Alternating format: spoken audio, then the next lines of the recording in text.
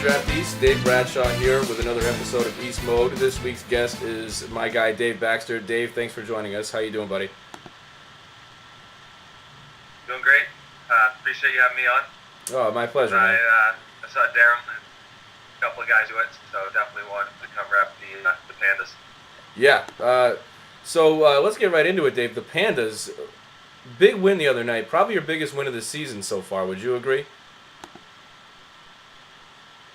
Yeah, I definitely think so. It's always good when it's, against Tibbs and we're 15.5 point, especially with the way Gerrity and Shum were playing. And, I thought we played really well, and that was against who I think is the best team other than, Daryl's team is obviously very solid, so I was pretty happy with the way we played. Yeah, agreed. Now, walk me through that game, because I didn't see the game. I had to take off that night early. But as I understood it, you guys were kind of quiet in the first half, and then you really turned it on in the second half. What happened there, Dave? Yeah, I have some trouble keeping up mentally in games. I tend to lose a lot of time and kind of black out. But from what I remember, we were pretty quiet in the first half. I thought Dilworth was pretty solid kind of throughout the whole game. But, I think we just started out slow. I know I didn't really do too much and just tried to get into the paint a little more. And I hit a couple threes towards the end of I think maybe 12 minutes left in the second half, and that kind of got me going. And I think it helps when Gerrity's 22 and 9, and Randall and Ruben are all playing well. So that was awesome. Yeah. Now, speaking of Gerrity, I heard there was a confrontation with Tibbs. I heard he was getting in Tibbs' head a little bit. Did you see how that was playing out? Oh, absolutely. Yeah, I think it was. Under our basket second half, and Gerrity was in Tibbs' ear all game, and definitely Tibbs let out some frustration on, which was pretty funny to see. I wasn't expecting that from Tibbs, but no, I think that fueled Gerrity the rest of the way, and that was awesome. I was laughing pretty hard when I saw that go down, but that was a good matchup between those two. I like those guys. Yeah. Now your team is full of characters. You have Gerrity. You have Joe Randall, who's wild, and then you've got Jeff Rubin. Tell me about playing with those guys. How's your team chemistry been so far with those animals on your roster? I think we're still figuring out in a good way, though. I mean, I'd much rather be playing with those dudes. Randall is probably the biggest character in the league. Rubin's awesome, and I really like the guy. He's always got your back, which is pretty cool, and he's not afraid to talk some trash in his team's favor. So I definitely like the squad that he put together. I think we got a really good group. Yeah. Now, last week it was looking like Coach Rubin had lost the locker room. I mean, he didn't even show up. Joe Randall showed up late. Mike Gerrity walked to the game. I think the game started late. Things were looking pretty bad. He ended up losing to Big Kahuna Burger. Now, what happened between last week and this week where you guys were able to rally and pull it all together? We were really pissed after losing the Big Kahuna Burger. I thought, I didn't think we really played well. I don't really remember the game too well, but I remember that, the way we lost it was not too solid. I thought we kind of just didn't play smart, and so that was pretty tough. And, I think we came out pissed. I think Ruben got teed up in the first half. He was pretty pissed too. So, I think we just came out with some fire, and I know he was in the email thread before the game, again, trying to get everyone amped up, he and Gerrity. So it was, I think it was a culmination of that terrible performance the week before, and just wanted to get one against Tibbs mostly. I think. Yeah, I can't imagine what those emails must be like. They're probably outrageously funny. Now, so Dave, looking at your numbers here. You never know what Gerrity's saying half the time, but. Say it again. That you never know what Gerrity's saying half the time, but yeah, they are pretty interesting. Yep, that sounds about right. All right, so Dave, I'm looking at your numbers. 35 points per game, north of 15 boards. The other night you had 35, 17, and 5 of 9 from downtown. Right now, I have you as the front runner for Offensive Player of the Year, and depending on how you guys close out the season, you'll probably be in the MVP conversation. What are your thoughts on that? Who else do you see around the league that could be mentioned for Offensive Player of the Year? Yeah, we really appreciate it. Off my head, I think Guy and Dilworth are kind of the two off the top of my head that are pretty solid all around. I think Dilworth is, he's really good. He's under control. He knows what he's good at, and he kind of stays within himself, which is pretty useful, especially in this league when people are running all over the place. So I think he's solid. Guy, I'd be cool never playing against Guy again. I think he probably had like 24 points in a row when I was guarding him, just coming down the lane like a freight train, and I was not gonna take a charge and snap my neck on the wall. So yeah, I think those two are really, really solid. I haven't played Daryl's team yet, so I know Tyreek has been playing pretty well. Yep. And then obviously Stat. Yep. Kill the player rating every session. So Yeah. I think those four guys. And I've heard a lot about Sustash. I haven't seen him, but yeah, I think Dilp and Guy are the two that I'm against. I was like, all right, these guys can play. Yeah, agreed. I think you're probably spot on. That's how I have him ranked right now too. All right. So next question. What is your outlook for the rest of the season for the Kung Fu Pandas? I'm not even sure who you have next week. What are your thoughts on the team going into next week? I think we have the West Coast game next week again. Not sure who we're playing. I know we got you guys in 2 weeks, so we're definitely looking forward to that one. Yeah. I think. Hold on, I can check. I think we got. Oh, pass the rock to Lamar. You know they're going to be pissed off. They haven't won a game yet. They almost pulled one out the other night, and they were in the middle of another controversy last week where Jesse Corwin and I think the little Proctor is John Proctor. They were slapping each other, headbutting each other, swearing in front of people's mothers. It was just an absolute bar fight. I don't know if you saw any of that game, but now you have to deal with them coming off of that loss. What are your thoughts on that? Well, I think Pastor Dr. Lamar is Quigley and Krikorian, right? Yeah, that's right. Yeah, Quigley's really solid. I would love to play with Quigley. I love the way he plays. I think Greg and I didn't know who he was in the preseason, and I remember him coming up to me after the preseason game. He's like, "Oh, I'll get you during the season." So I'd like to play him. Looking forward to that. But yeah, what happened with Corwin and Proctor, man? I need some more details on that. That sounds incredible. I love me some Jesse, so that is absolutely awesome if they got into it. Oh, I didn't really see everything that was going on because when Jesse's yelling, that's par for the course for me. Sometimes I don't even look because I'm just so used to it.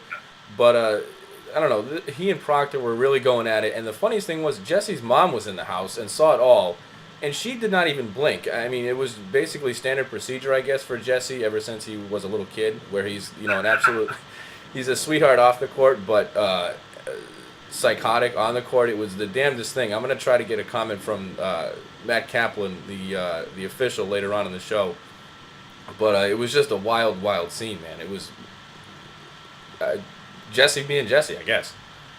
Yeah, I think I might have posted this the other night, but I think they were beating us by like 15 or something with like 45 seconds left, and he's like going after knees on offensive rebounds on free throws, and I was like, all right, this guy is, he's awesome. I want to play with him, but I couldn't believe it, man. He gives you the full 48, that's for sure.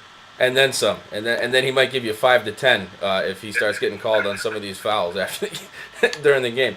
But yeah, Jesse, crazy. He'll box you out long after the rebound has been collected. He'll box you out straight into the wall. Elbows are gonna fly, headbutts, slaps, foul language. You're gonna get it all with him. You certainly want him on your team, and you hate facing him. But that's just how he is. All right. Now, generally speaking, what are your thoughts on the league, the BDraft East? I know those the guys, the basketball geniuses, the superstars of the BDraft West, think that their league is like the 2002 Western Conference, and we're like, I don't know, some league in Turkey somewhere or something by comparison. What are your thoughts on the East this year? I like it. I played with Tristan maybe back in the fall of last year, I think. So I got a little bit of A-draft in last session, so that was good. But I think the East this time around is much better than it was, last year. And I think it's the group of guys. I know Bobby Haas has been checking out the stuff on the message boards. He's loving it. So I think that's the best part is you guys, we got some good characters. Caps drafting, which definitely helps keep it interesting. And Yep. you guys do a great job with, the videos and just other than Tibbs when he loses waiting on those write-ups till Wednesday morning. I think you guys do a fantastic job covering the league, and it's been a lot of fun talking with everybody. And I'll be back next session. It's been a blast. Yeah, agreed. I think the league is fun. There are a ton of characters. There's a lot of nonsense. I would say there's more nonsense in the East even than the West. Like in the East, Pat Lam is shooting maybe 6 3-pointers a game from 45 feet rather than his typical 2 or 3. Same for Alan Orellana. You have more misdemeanors and felonies from Corwin per week in the East because he has 48 minutes versus 40. So there's a lot of it's a ton of fun, I think. And I also don't think the talent disparity is quite as great as the basketball legends of the West would have you believe.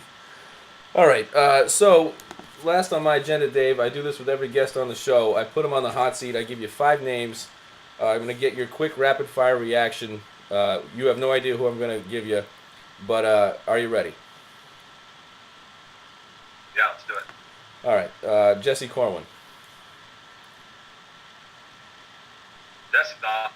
I want Jesse on my team. I love rings, and I love the way he plays. Yeah, and but I like him.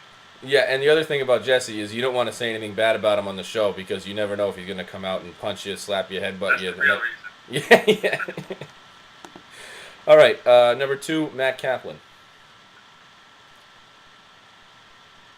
So I think he does a good job, calls it even, and he talks a lot too, which makes it interesting for him. So I like him. Oh yeah, he makes it way more fun. I mean, the calls are legit, and he also makes a lot of funny comments during the game, which adds a lot to the experience, I think. Yeah, he talks a lot of trash, which I like. You don't usually get that. Yeah. All right, number 3, Josh Blackborough. Josh, I like Josh a lot. I talked to him a couple times on the balcony. He's long, man. He can rebound. He can play D. I just think he's got to have a little more confidence on offense. He can really play. I think he's just gotta let it show, man. Josh, take some more shots, dude. I completely agree. I mean, the team's 0-5. They need the points to come from somewhere. You might as well let your first overall pick take a few more jumpers. But I don't know. Maybe I'm the crazy one. Hey, I think he's pretty much solid from mid-range, so let him fly, right? No, he's good. If I were him, I'd shoot way more. All right, number 4, Alan Orellana. Alan, I like Alan a lot, man. He's a character in himself. I don't know him too well. I've talked to him a couple times, but I love what he brings to the table coverage-wise. I haven't played against him or seen him play too much, so can't really speak to that. I hear he likes to shoot some beats. He and Lam, I guess, had some beats. So, I'd definitely be interested in a 3-point shootout between those two, but nothing bad either. I think he does a good job supplementing coverage. Yeah, Alan's great. He and Lam battling against each other is one of the best storylines we have in this league. And one thing about Alan, don't leave him open from downtown. Or do, if you want. It really doesn't matter. All right, number 5. This is the last one. Jason Tibbets. Tibbs, man, I kind of had my world rocked on Tibbs when he got into it with Gerrity. I thought of him as this, Yeah. who was, I don't know, man. I always thought of him quite highly, and I like the live tweeting. I think that's pretty cool. Yeah. And but yeah, I was saying I got a different view of him after last week. Gerrity kind of was scrapping with him and brought him down to Gerrity's level, which is in the gutter. And I think it was cool. I didn't know Tibbs had it in him, and it was good to see that side of him. He can still scrap and get after it, but he's good, man. He's got to be a little more aggressive too, especially going to his left. I think he got fouled and got a little disappointed with KAP last game, and that's kind of slowed him down, took him out. Plus, Gerrity was hitting threes in his face, so I think it was a rough week for Tibbs. Yeah, that is just demoralizing. All right, so before I let you go, Dave, one last thing.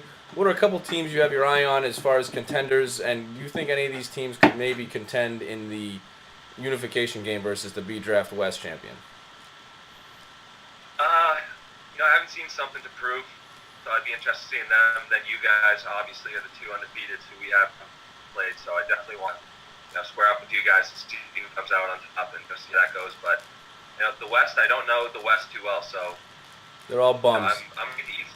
I'll take what I know. I know that we got a lot of talent, and yeah, I think I haven't seen the West, but I'm sure that we'll be able to hang with them. Of course. All right, Dave. That's it for me. Thanks very much for being on the show. Anything else before we sign off?